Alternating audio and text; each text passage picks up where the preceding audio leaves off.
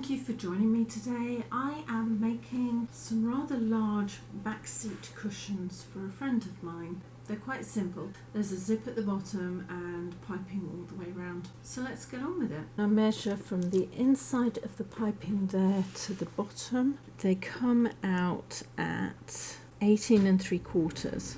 And I put that at the widest point there, across, just inside 33 wide. I've turned this inside out so that I've got a template, and then I pulled the fabric out, and it's two separate lengths, which makes it a little bit difficult because of the way I planned on cutting it, but we'll see what we can do. Because I'm going to be cutting these out up the length of the fabric. I've cut it down to 33 1/4, and I've decided to cut the ones with the selvage at 20 inches because there's a lot of selvage here, but it's not a nice even selvage, so I'm going to have to cut it in further and cut some of this off. I'm going to line the end of my ruler up with the end of the selvage, make a clip at 20 inches like that. And I'll do the same at the other end. This one's a little bit uneven, so I'll do the top one first and then the bottom one. Line up there to 20. So it's just inside of all of this fluff. Cut that 20 there. Use that as my fold line. This is exterior fabric, but it's a little bit weird. It's got a lining on the back, which makes it rather crinkly. My 20 mark is there, and I'll pull it straight to my 20 mark on the other side, and then cut along the fold all the way across. And I'll do the same on the other side too, because I want it as even as possible. I want 3 lengths.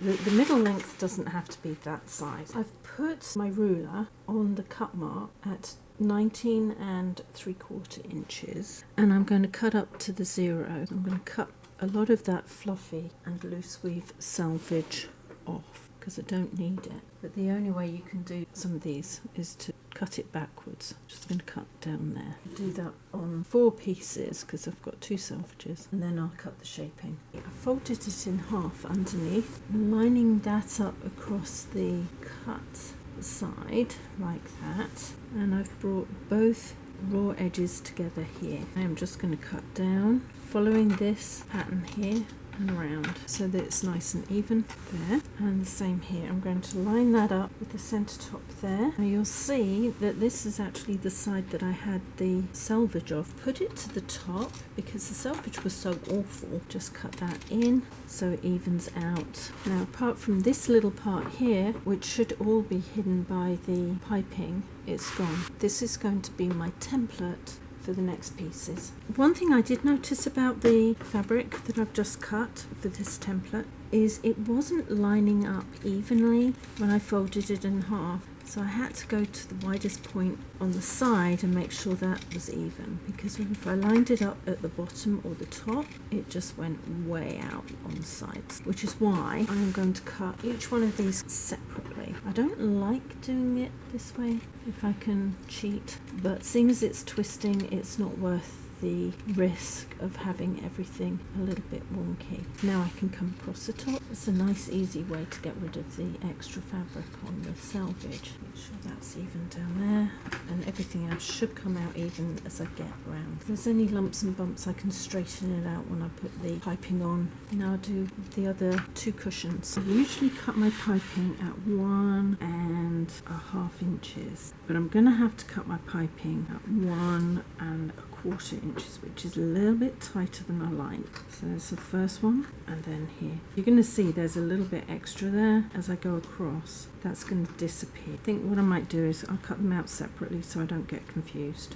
I'm going to sew the piping cover together, cross those over, pop that under there, and my stitching is going to go from that corner to this corner on the second shortest stitch.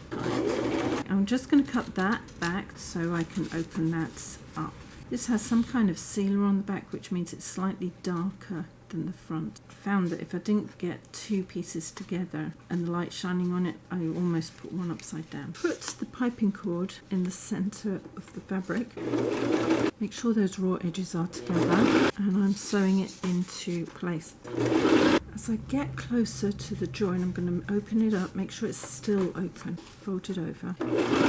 Push the cording into the fold and make my way over the top. Now the cording I'm using is laundry line, and then I'm going to continue on down here to the end. The top and the bottom of this pillow is a little bit difficult to work out. The flat side here is the bottom, the slightly raised is the top. I'm going to put the beginning of the piping here so that I cannot put the zip in the wrong place. Work out which way you find easiest and try to keep it as a general rule. And I'm doing these like scatter cushions. I'm going to line up the raw edge of this at the 1/2 inch mark like that, and the piping should automatically come in. I'm going to move it forward just a wee tad like that. So the raw edge is lined up at the 1/2 inch. This slots in nicely, so that's 1/2 inch away. Start sewing on the longest stitch.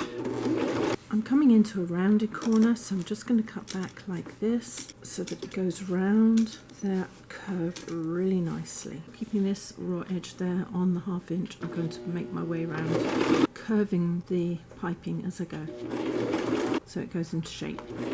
It should go around quite neatly. I know I'm coming along the bottom, so I'm going to keep that as straight as I can. As I go around the rest of it, I'll cut where I need to go around those curves. I'm going to come over at least 2 inches and cut that off. Before I put the side in and seal this up, I'm going to make sure that I've attached the back of the seat cushion along the bottom edge where the zip goes in. Always do things in a set order, and you should be able to keep your speed up if you're doing this for business purposes. Or if you're doing a bunch of things, you're not going to get mixed up. Double checked I've got it in the right place. I'm going to bring that down by about 1/4 inch, if that. Make sure the ends are in place and pop this under here and sew about 3 inches, I think. Forward and back. If you're going round a curve, try to keep it on the straight part, it makes it a lot easier. And when you think you're in the right place, reverse. Take that out. Unfortunately, the only zips I could get for this project were dressmaking zips. So this is a 22 inch and closed at one end. I'm not going to worry about closing the other end because it can only go so far. I've just sewn the first side in for the zip, and I'm going to measure along from there to the other end. Could have actually gone a bit further. I think I might. Just means popping it back underneath and measuring it to the other end, which is there. So I'm going to put a mark there, flip it over, line it up with the ends here and there, line that up under there, a little bit over. This is awkward fabric to work with. Straighten that out, that all comes to there. I'm going to go forward and back and just bring it into this corner here, lining it as I go around. As soon as it starts turning, I'm going to stop and reverse. While I'm at it, I'm just going to bring that forward about another inch to complete that. The end of my seam is there. Pop that under there at the beginning. I've got a little clip there so it should hold, and sew down. I'm going to keep this hard up against the piping. I'll sew that into place, and I'll make my way all the way to the other end of the zipper. I'm nearly at the end. I've got my needle down, lift the foot up. I'm going to push the slide all the way back. There we go. And by putting the side of the zip along the outside edge of the fabric, it will go in quite nicely to the end and reverse. I've closed the zip up so that I can work out where the beginning of that needs to be, which is about there. Pick this up, slide it along, put the foot down for now. I've slid the zipper back, gone forward and back with the 2 metal pieces aligned, otherwise the zip won't go in properly. And I'm folding the fabric back probably about 3/4 inch, a little bit further down, and fold it back again, a little bit further down. The outside of the zipper is just over the raw edge of the fabric. Lift that up, push the slide past the zipper foot, there we go, so it's closed. This fabric's quite awkward to work with because it keeps kicking out. I have to keep rolling it in as I work my way across. So I've got that lined up, the zipper on top like that, and then sew forward Just do it in small little lengths, and I'm sorry for the noise. The fabric's really noisy and long. Any fabric you use, always make sure the foot's down when you're realigning everything. It's a good habit to get into, especially if it's slippery fabric, which this is. Realign that, realign the piece you're sewing in, line it up with the piping and sew until you get to the other end. It's like dealing with paper, really awkward.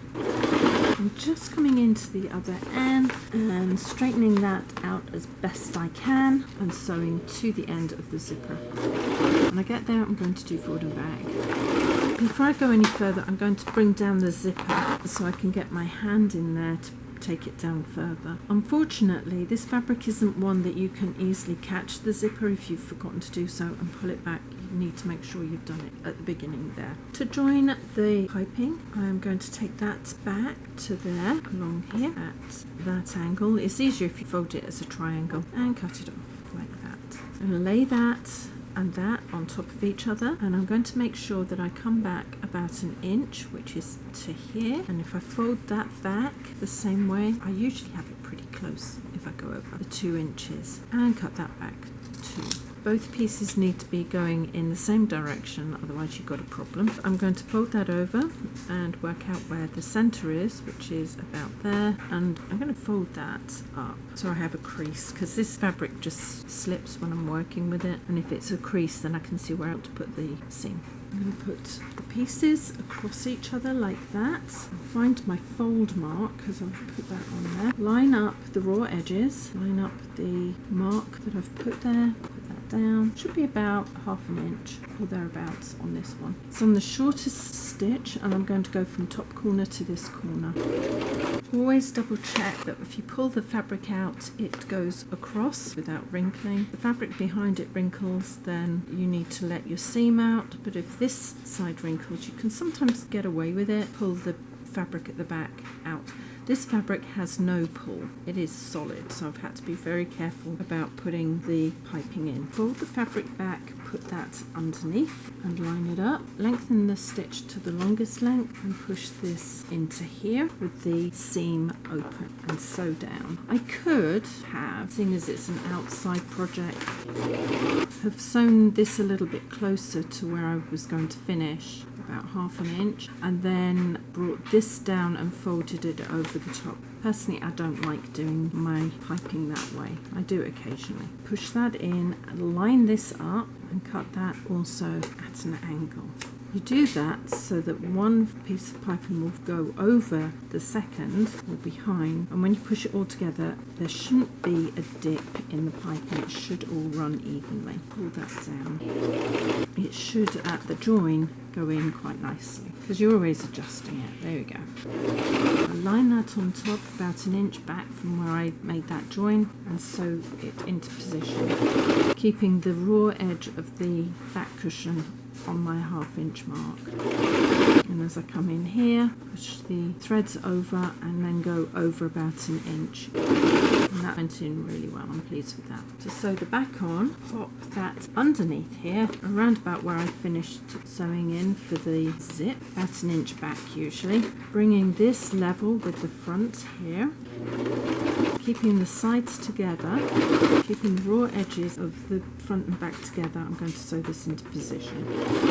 As I come around the corner, up the side, because I like to be able to pull one side against the other. This, unfortunately, just does its own thing. So I decided to put the piping on top from there, because I can't pull one against the other, but I can push one against the other. Make sure that's all even, round into the top and across to the other side.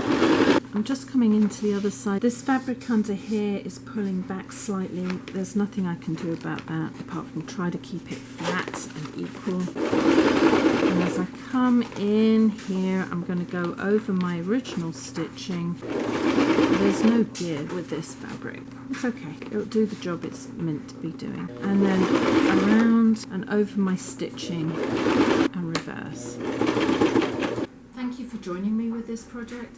It was quite a simple project, as in it's a front, back, a zip and piping. The only thing that made it a little bit more awkward was the kind of fabric used. I'm really pleased with the way it's gone together. I actually didn't iron it because I don't want to melt anything. I think that with body heat and the humidity of Houston, that all the creases will eventually all come out. So I'm hoping my friend's going to be pleased with it.